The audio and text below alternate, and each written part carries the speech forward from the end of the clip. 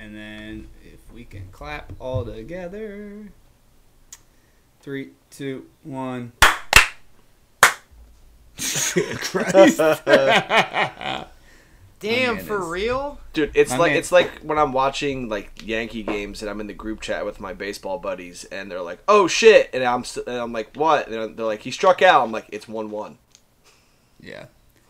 It's watching you react is like getting the FOT mob notifications.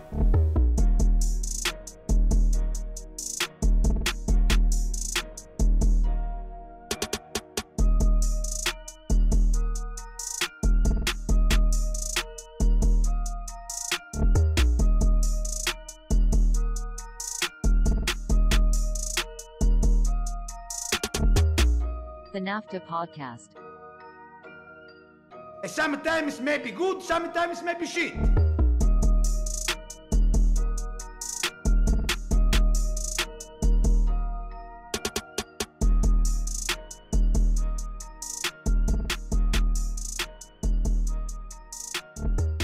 NAFTAA Podcast, we're back.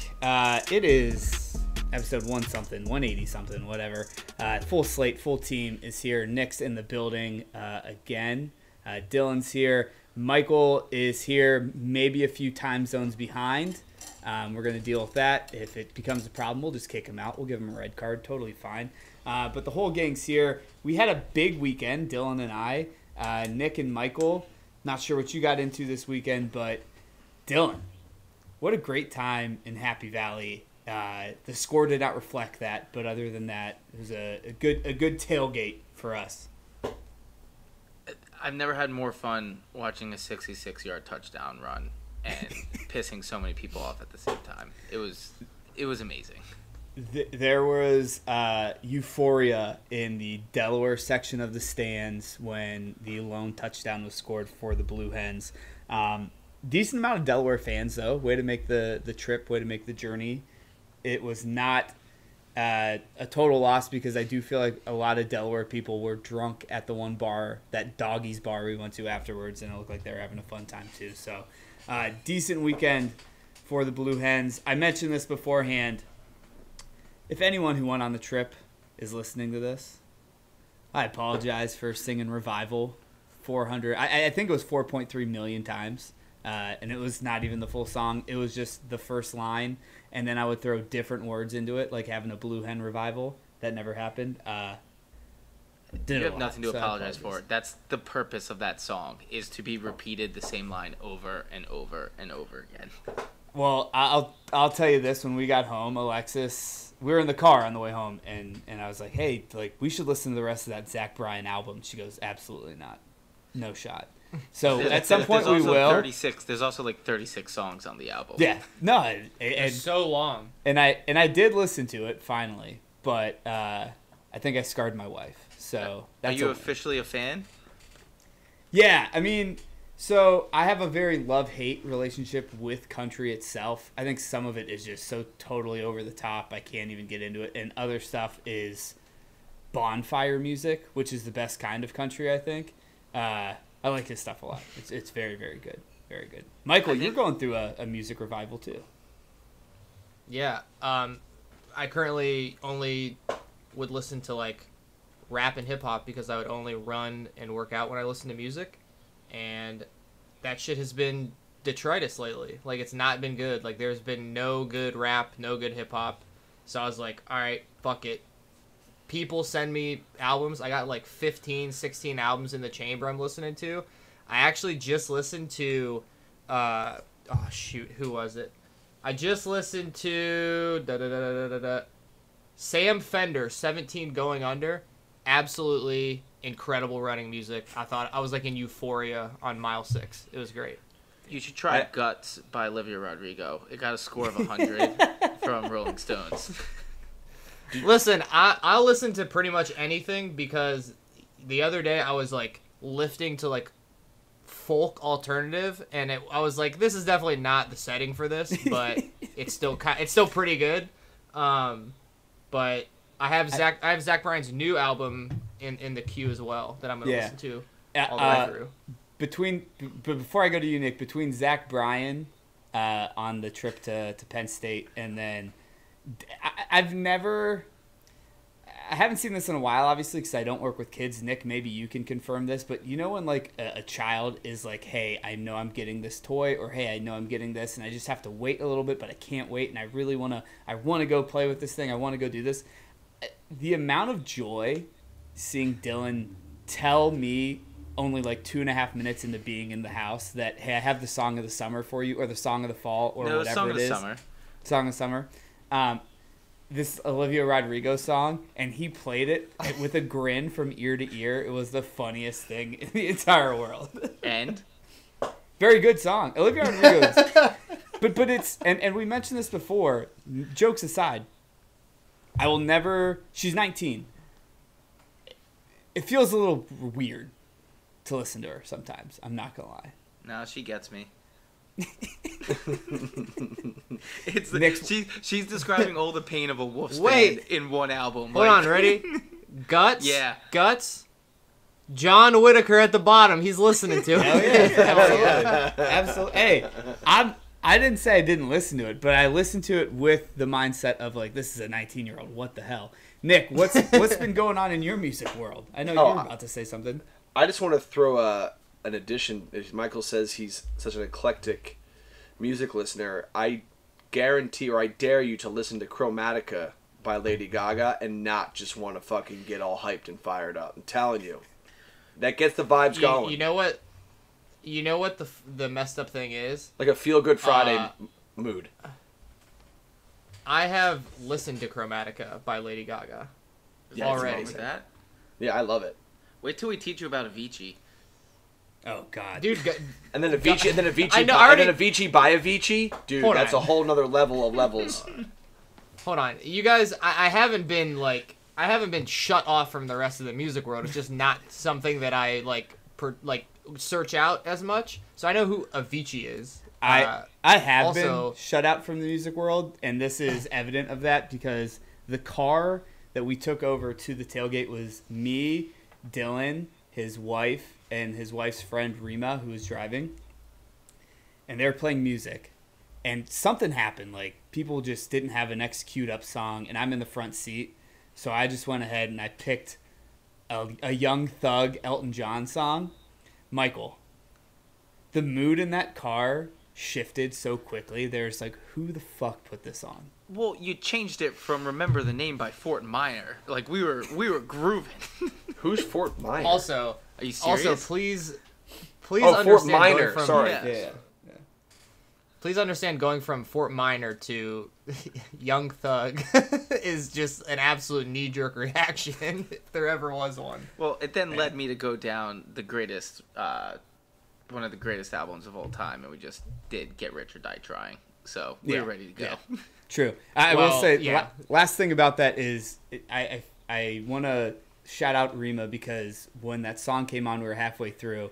She did look at me and she was like, "You want me to take the music back, right?" And I was like, "Yeah, very much so. Please do." So she kind of saved me from myself there. All right, big weekend, Penn State weekend. It was great. It was a ton of fun. Recommend it to anyone who can make the trip, tailgate, go drink with the kids. We definitely felt like old people there. Shout out to Coco Gauff. With that may be one. I want to do the dudes of the week. I think we can do it on the fly. We don't have to do 3. Let's do 2. Is that cool? All right. Nick, you can go last. No, I got one. John just gave you one. Yeah, definitely.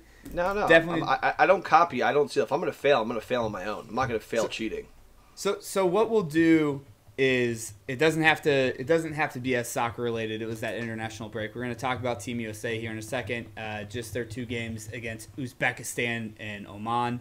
High level notes there. Then we're going to get into our predictions for the week, our bets for the weekend, and then wrap it up there. It'll be a pretty quick episode.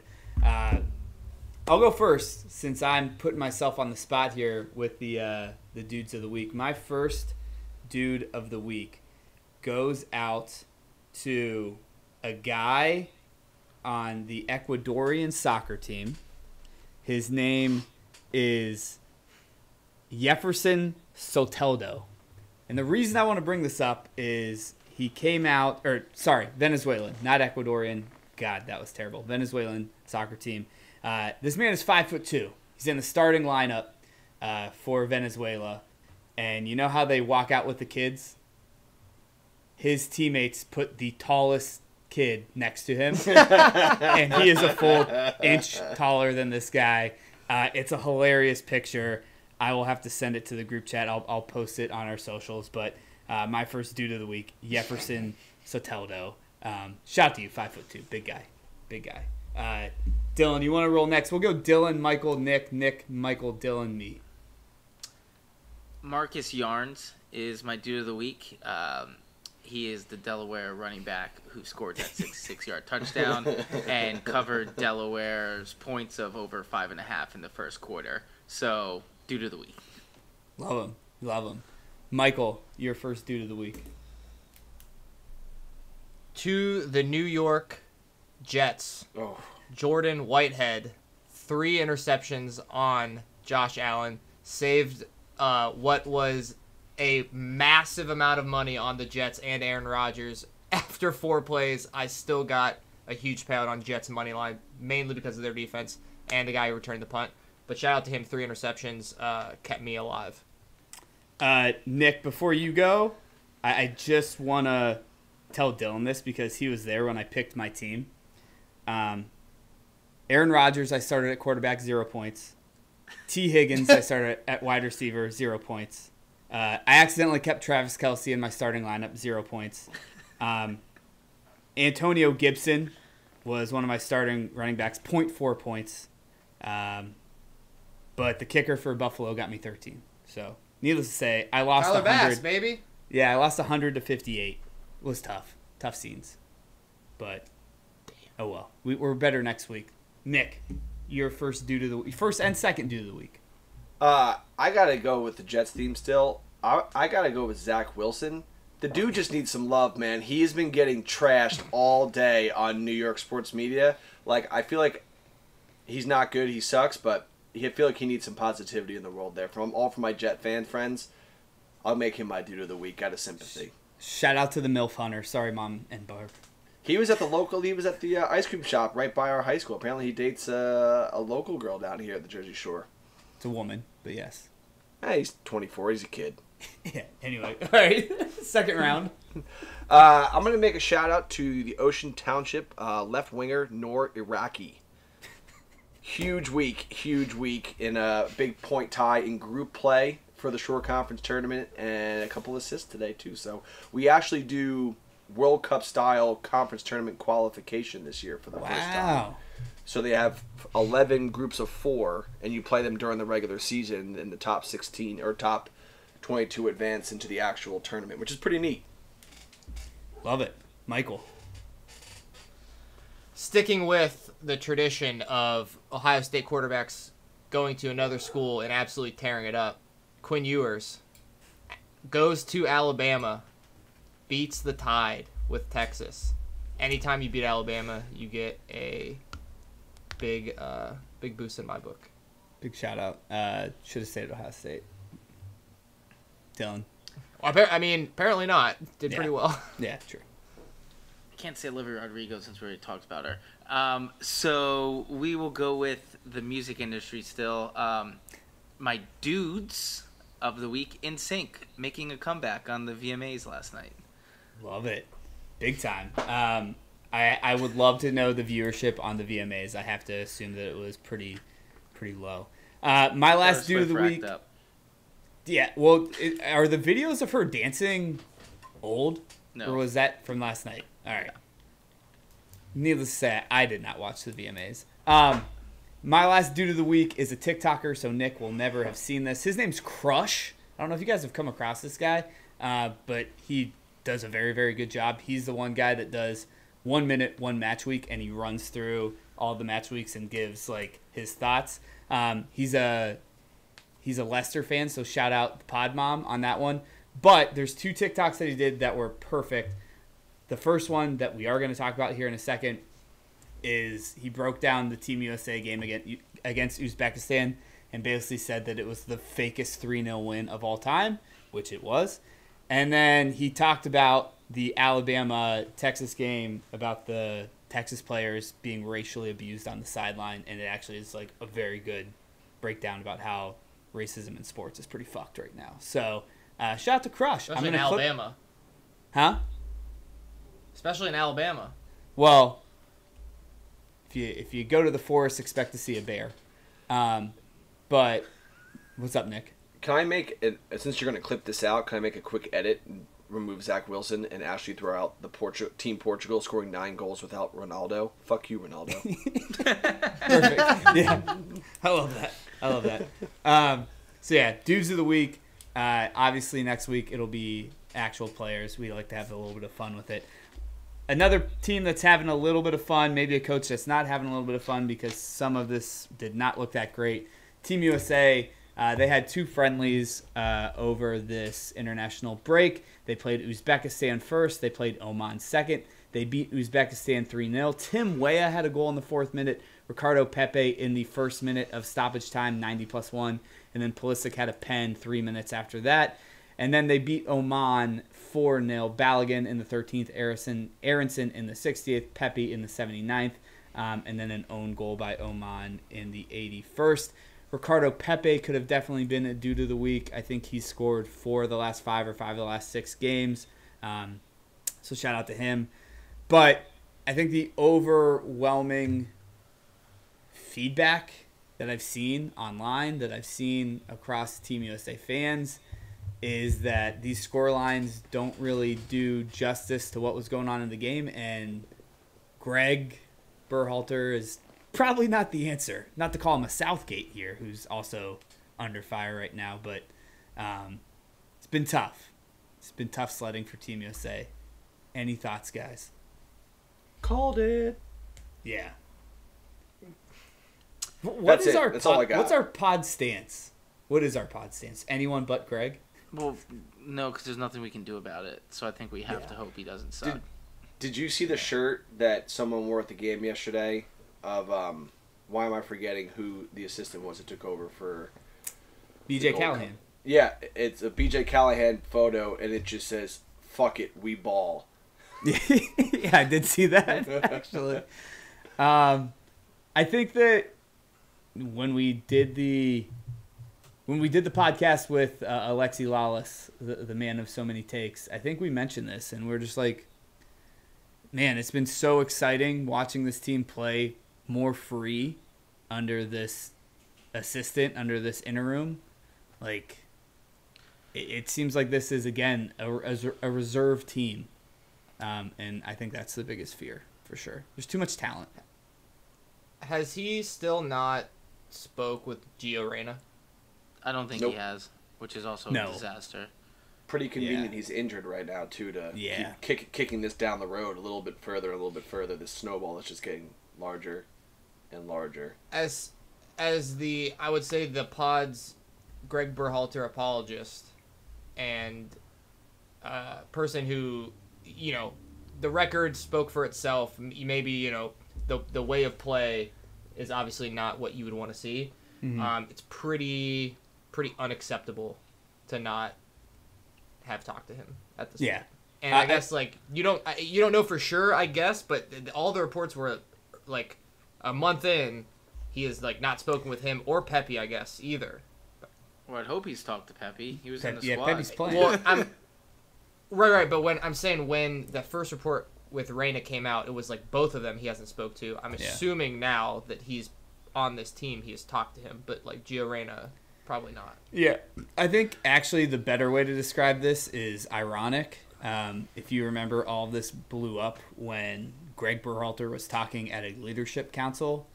And Nick, I mean, you're a head coach. I feel like you can speak to this. Not talking to maybe one of your best players in a lifetime as a Team USA, I wouldn't describe that as leadership, I guess. I don't know. I'm no Pep Guardiola. I'm no Sir Alex Ferguson. And I'm definitely no Joe Torre.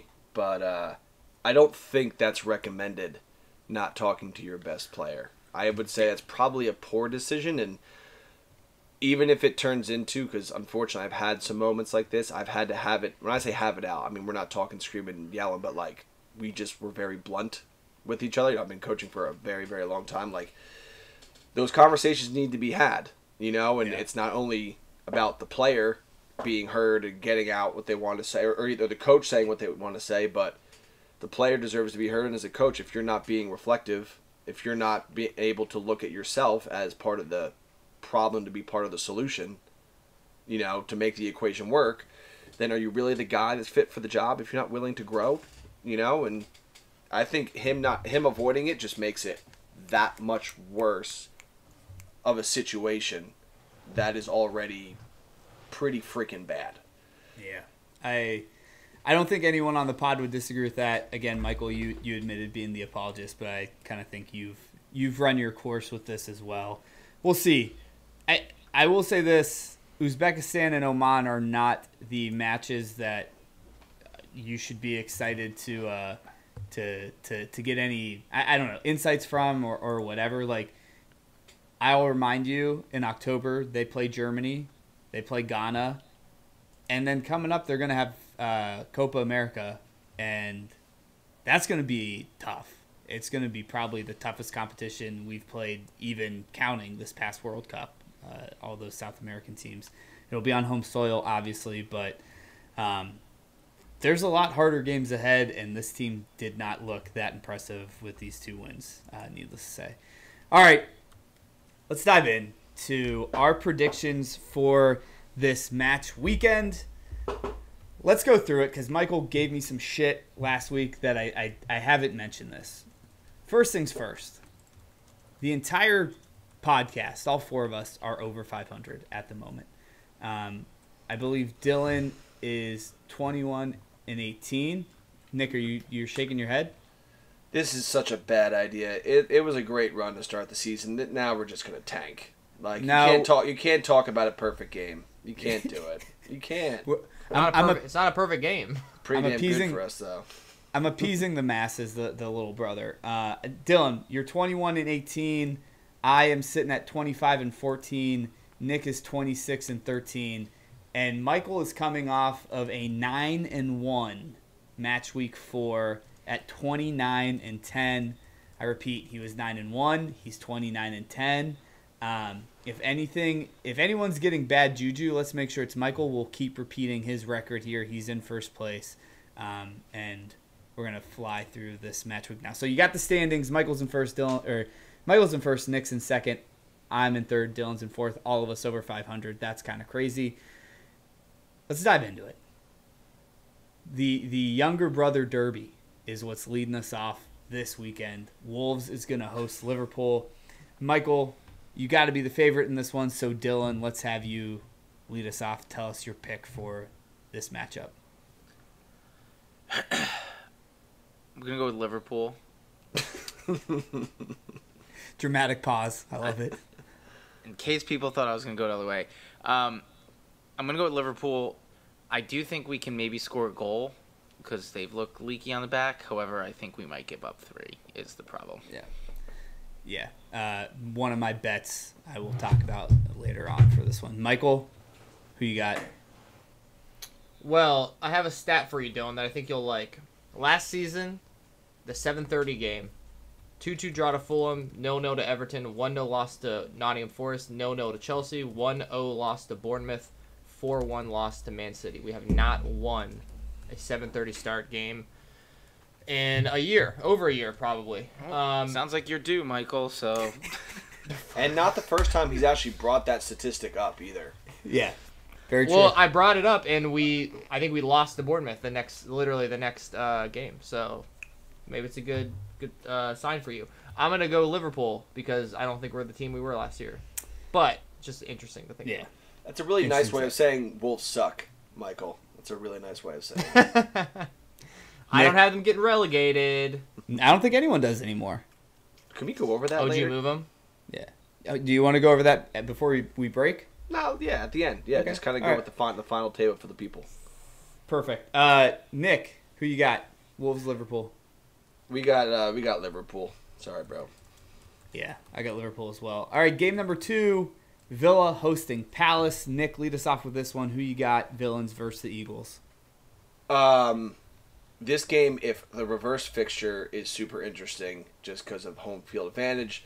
But we know Palace doesn't play super well away, and Villa is just still freaking hot. And I don't think they had a lot of players on international duty, so they're rested. This is a Villa win. Yeah, I agree. I got Aston Villa in this one as well. Ditto to everything that Nick said. Michael, who you got? I got the villains as well. Dylan. Make it a 4-peat. We got the villains. Love it. All right, I'll lead this one off. Fulham is going to host Luton Town.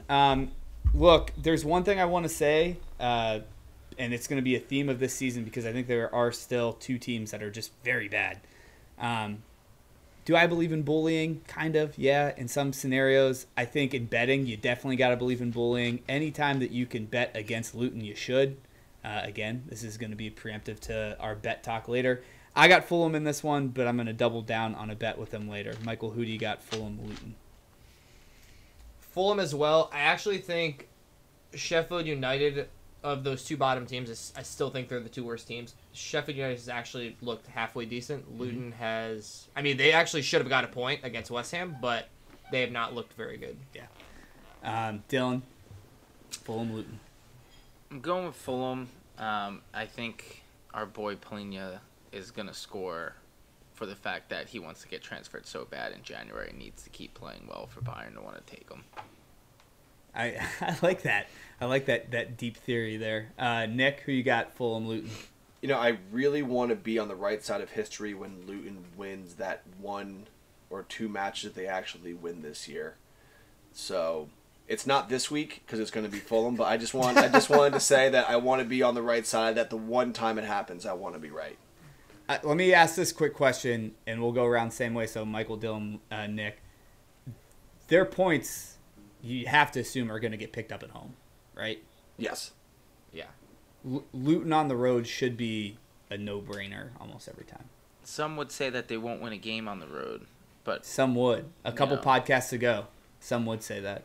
I pick the game of the week every week. I don't care if people have an issue with it. The game of the week this week is Man United Brighton. It is the Caroline/Nick Derby. We'll come up with a better title for that in season 8.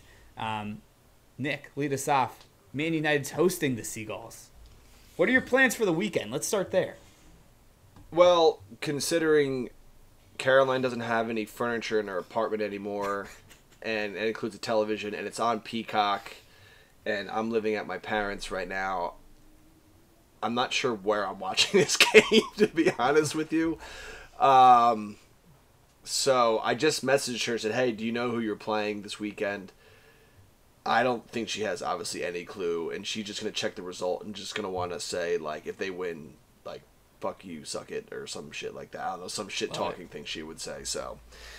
Hell yeah. Yeah, she definitely wants to be a fan just to talk trash to people, which is one of the many reasons why we love her. So yeah, I'm picking a draw. Wow, with pragmatism. Picking a draw with the leaning towards it most likely could possibly be a Brighton W, but I will say this, I think the star of the match, and I think the guy who's finally going to get some time, who deserves some time, Falco Palastri, is Palastri. I can't remember how there's an extra consonant in there or not, but I think he's going to get some burn. I think he's going to get his first start in the Premier League. Very direct player that is also very skilled. Pitcher and Alanga that can actually play with the ball at his feet. I'm hoping that's true because I've been wanting this for about 6 or 8 months. On the 5-alarm fire scale, where are you at with the heat that's on the Red Devils right now? I'm actually kind of excited about the fact that some people aren't allowed to play because it's forcing change. And I did want to say this, I will be very brief. I thought about the whole Sancho situation again from when we last talked. He's just a baby. Like, Ten Hag called out Garnacho. He responded by having a great season. He sat and called out Rashford last season, and he went off. And this happens with England. This happens here. Everything I'm reading is that the locker room is really getting sick and tired of him. You know, maybe he's just immature. He's just an immature kid. So I think giving some guys some fresh blood gets a little bit of energy, and they're going to want to prove something. Should be a good thing. Like it. Dylan, who do you got? Man United, Brighton. Man United stay toxic. Let's go Brighton. Michael? No Varane, right? Most likely, yeah. Okay. So Matoma time. Amrabat's You're looking at not back. You're looking at a Martinez, Lindelof, most likely center back pairing. Most likely. With Johnny who's Evans playing off the bench. Oh, kill me. What? Who's playing left back? Delo might be playing left back. It might be Delo. And then Amrabat's he's hurt right now. Mount's hurt, I'm pretty sure, till like October. October. It's a good thing Michael did all the research he needed to do for Yeah, this Scott, dude, McTominay is a fuck it. Put McTominay at the 9. The dude just scores goals for Scotland like it's insane. I'm just saying, with that back line, it's Fergalicious. We're about to get some Fergalicious. Well, he's hurt till mid-October. Is he? Where'd he get injured? I don't know. He's hurt, though. Doesn't matter. Brighton is going to win this game. You tell me I wasted all that singing? I think you did. Yeah. Michael, who you got? I just said Brighton is going to win this game. Yeah. All right, cool. Your dial-up froze and we didn't get to hear it. All right, I got Brighton as well. So let's go to the next one. Tottenham hosting Sheffield United. Dylan, who do you got in this? Currently looking up if Evan Ferguson's actually injured. He has a tendon is. injury, September 1st. This is embarrassing. All right, I'm gonna go with Tottenham. I don't know. Tottenham's fun, and they're gonna score a ton of goals, and I will be talking about that when we go to the betting section. So I will be taking Tottenham For sure. Nick, who you got? Oh, it's probably Sergio Reguilon. Probably is going to start. I completely forgot about him at left back. So, wow. Sorry. Yeah. What game again? Tottenham, Sheffield United. Oh, Spurs. Yeah. Michael, who you got? Spurs, since you don't like when I talk a lot. Tottenham for me as well. It's just, when it's on and on and on. Another one that will probably be quick. West Ham hosting Man City. I got City. I think West Ham's tough this year, but I think City will figure it out. Michael, who you got? City. Dylan. City. Nick. We're going to Little Wayne this +1, City. Okay, perfect. Another one, as DJ Khaled would say. I think this game will be interesting. I think it would be even more interesting, again, much like Villa and Palace, if it was flipped. Newcastle is going to host Brentford. Michael, Newcastle or Brentford? Who you got? I got Newcastle. Brentford is pretty hit or miss. They could definitely win this game because Newcastle has been a little bit shaky. But Newcastle at home, I think I'd back them. For sure. Nick, who you got? They're going to be partying on the Geordie Shore. I think, as you said, if this is flipped, it's a little bit of an issue. But I think Newcastle at home, despite Nick Pope's shakiness a little bit. So bad. Yeah, so bad. But I think Newcastle at home is a completely different club. Yeah. So I think you got to go with them at home. Dylan? For different reasons than I called it a must-win against Everton for the Wolves, this is a must-win for Newcastle.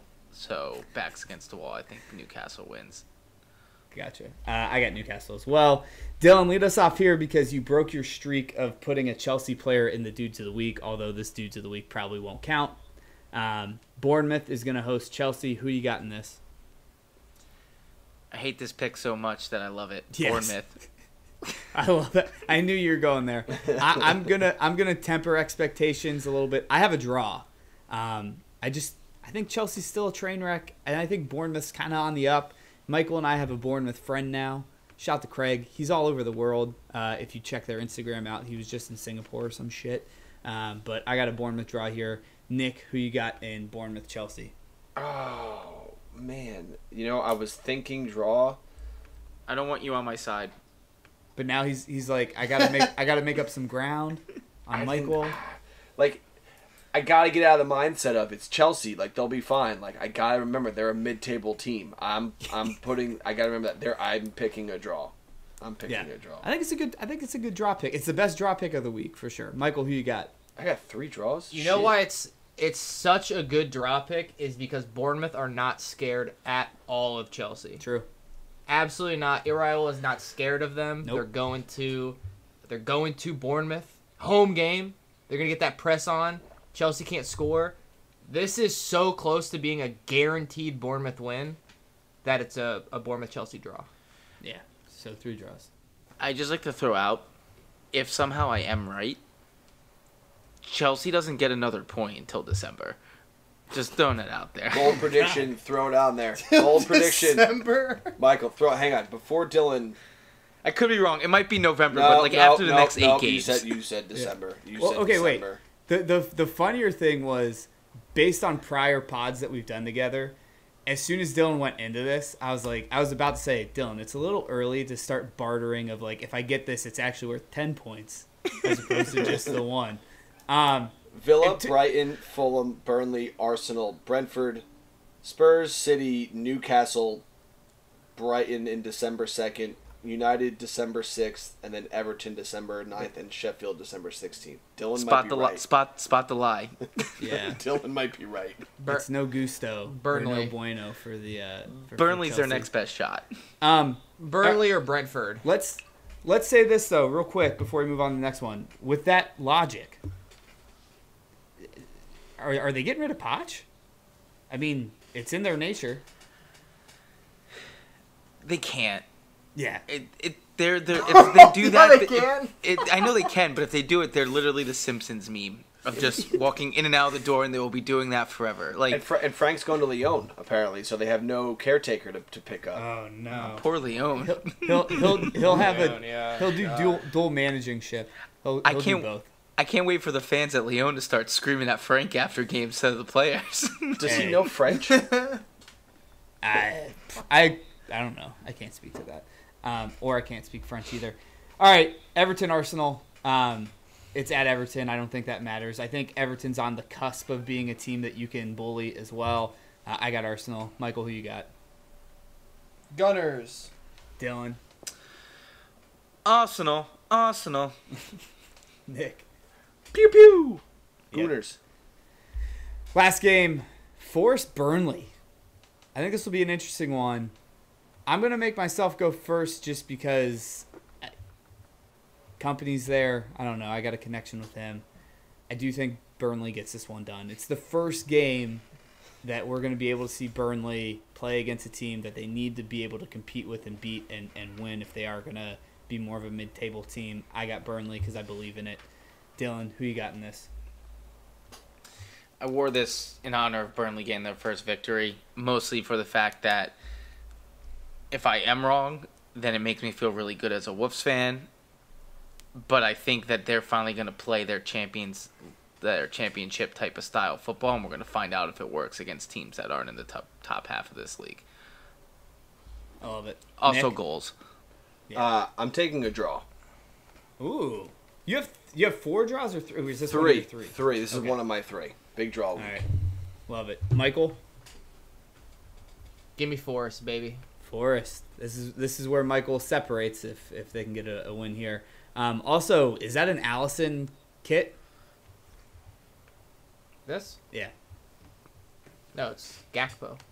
Oh, I thought that was the goalie kit for some reason. Interesting. No, this is the our third, which All right. I was trying to think of in my head when we would wear this, and I think it's at Brentford, at Sheffield United, and I think that's it. Love it.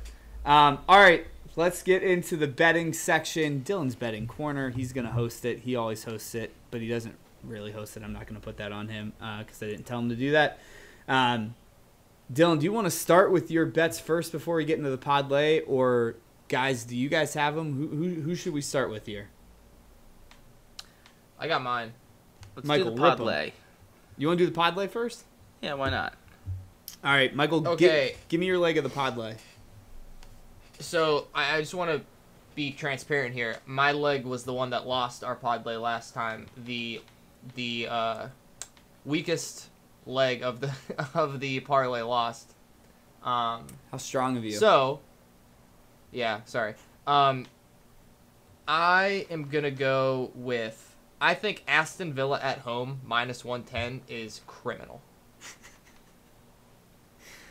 Love it. You're exactly who Vegas loves. Why? That's ridiculous. Why? The fact that you're saying that, I don't disagree that Villa's going to win and it should be all right, but like that line being like that and you saying that is why they're licking their chops that something weird's going to happen in that game. I had something else, but I feel like someone else is going to take it. That's fine. No, we're going to stick with it. I just want to say if we have this conversation that you're the one who screwed it up next week, we know why. Love it. Nick, your first parlay. Who do you got in your leg? Just a quick sidebar with this. Are we like all collectively? Are we betting like $4 on this, and we all put like $1 into the pot or something? No. The corporate card. The corporate card's got it. I put $10 on each of these because if they Okay. hit, then I don't ever have to put money in it again because usually they get a little outlandish. Okay. I think this is the beginning of the end for Everton. I'm taking Arsenal over 2.5 goals at +165. I'm gonna make us some money, boys. All right, Love looks it. like I have to change my bet. That's what you had too? No, but I was going to that game, so I'll Okay. pick it. Give me All right. some time. I Filibuster got for you. me. Oh, we could same game parlay, baby. Don't worry. I got you. Say SGPX. I've been really into these game parlays. That's how I actually won a pretty hefty bounty last week. I didn't know if people knew this, and I'm probably shocking everyone because I'm pretty anti-MLS, but the Hudson River Derby is this weekend. I got NYCFC win over 1.5 for the game goals, +170. That's my leg of the parlay. Dylan. You made this so fucking hard. So we will do. Now that I have to switch it up, what's a good one here? Let's Nick. I'll join you. We'll do Spurs over 2.5 goals at +100. Oh, I like it. I like it. Love that. All right. That's like a guarantee, actually. Podlay is set. We'll send it out. Yeah, dude, who invited him? We'll send it out on the socials. Now let's get into some individual bets. Michael, what do you got cooking as your individual bet? I have lost incredibly too much money first week college football. I'm taking a break this week. God, he lasted 4 weeks this time, folks. Nick, No, I'm so happy. I'm so happy soccer's back because I'm way better at it. The college football, like I was never close to winning anything. Nick, you got any bets?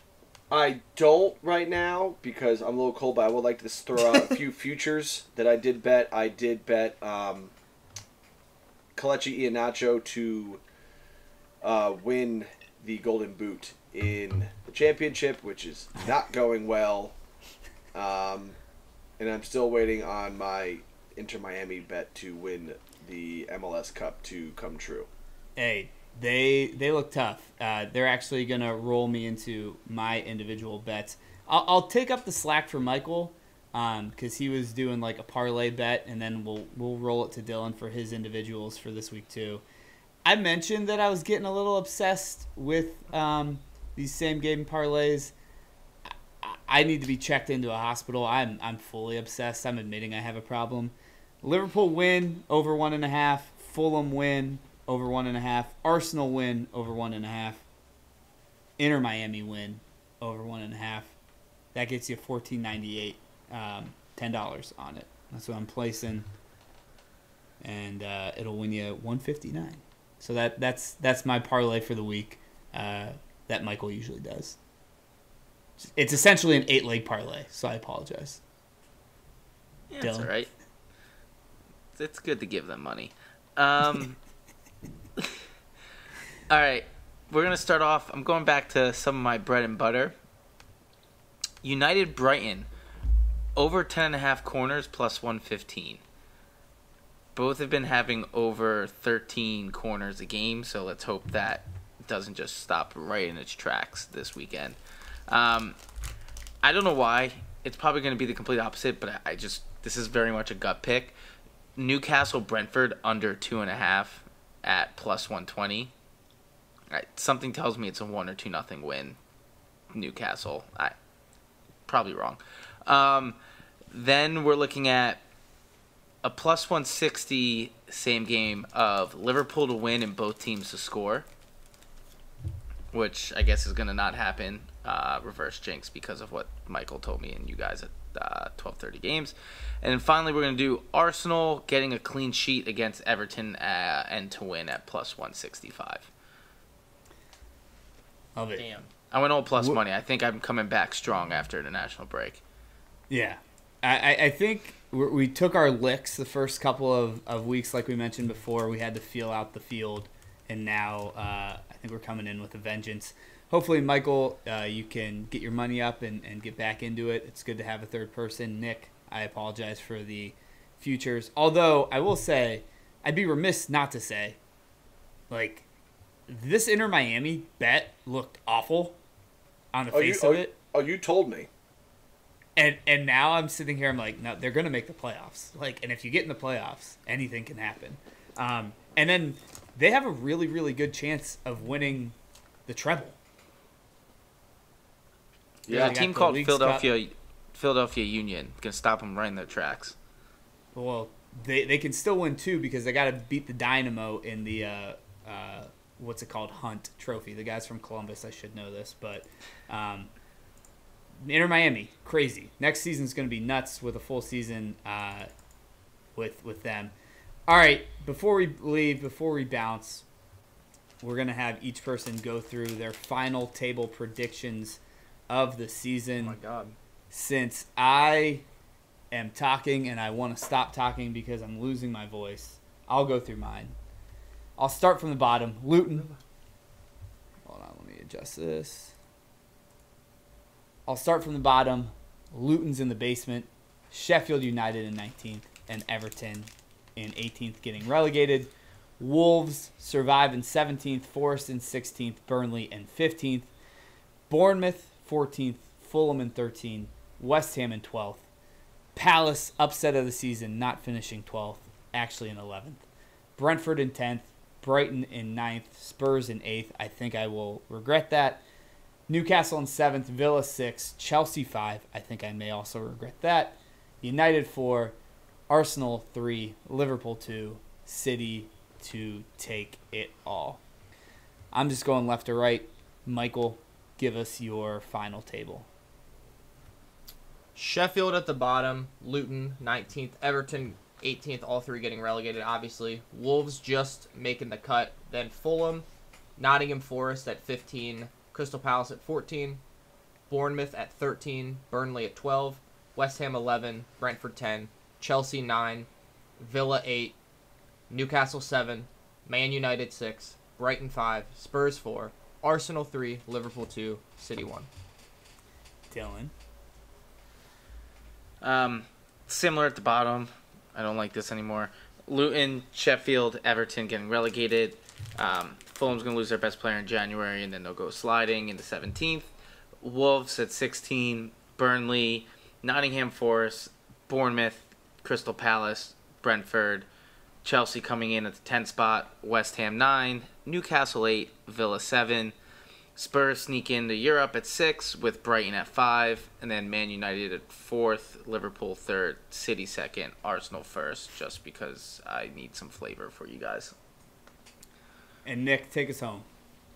Luton in 20th, Sheffield 19, Everton 18, and then Bournemouth, Wolves, Nottingham Forest, West Ham at 14, Burnley at 13, Palace at 12, Fulham 11, Brentford 10, Chelsea 9. I am as well going to regret putting Spurs at 8, Villa 7, Brighton 6, Newcastle 5, Liverpool 4, United 3, which I'm going to kind of regret, I think, Arsenal 2, and City winning, matching Man United, going back-to-back, two-back. No, it's our fourth one. Oh, LOL. So we beat you. Yeah, it's okay. Look, it's funny. It's funny when you do this, and we submitted it last week, and we can already sit here and be like, I already know the ones that are going to totally tank this for me. Dude, the championship table, I did it. I meant to go back and look at it before, and I was going off of last season. I'm like, oh, dude, Middlesbrough was great. Like, Michael Carrick had them cooking. Like, they're definitely going to be up there. I think they're 0-6. I forgot to change my table, and I have them winning it all. I have them in like second. I have them like second or third, I think. I forgot to change mine too, and extension. I will say this. Maybe Michael's the arbiter of this. I will say this though, like that's a very long season. That's a very, very long season. So like It does not matter right now. Yeah, I mean, wasn't Luton, weren't they? Someone was in last place. It Yes. wasn't Luton. Was it No, Luton? Luton was down there. Yeah. I don't know. It might have been Sheffield. It wasn't Burnley. Burnley like was from tape to tape. No, I think it was like 2 years ago. I was gonna say Yeah. it was Brentford, but I don't think it was Brentford either. So I don't know. Oh well. All right. Good app, Dylan. Get us out of here with a joke. All right, boys. Why didn't the dog want to play soccer? He was a boxer. Cheers.